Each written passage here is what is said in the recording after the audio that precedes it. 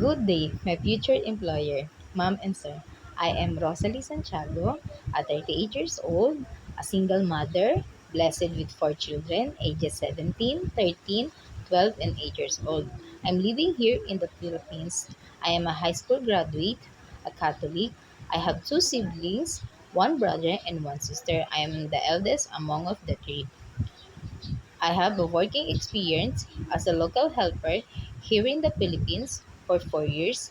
I have served with the five family members, including the parents, the twin kid girl, ages 3 years old, and the teenager girl, ages 13 years old. I also do household chores like cleaning the house, washing the clothes, and washing the dishes, ironing the clothes, sending and fetching the kids into the school, and tutoring them. I also do cooking, washing the dishes, washing the clothes. I have also a 2.5 working experience as a domestic helper in Hong Kong, served with the family members of four, including the couple parent, two kids ages 4 and 8 years old.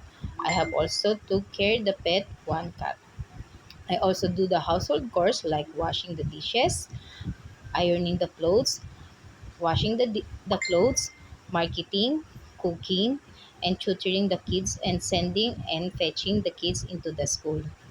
I am a trustworthy person, a kind, a pet lover, a kid lover.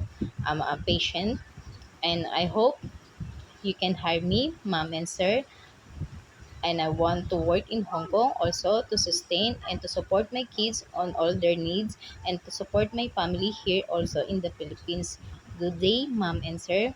I am hoping that you hire me. Thank you and God bless.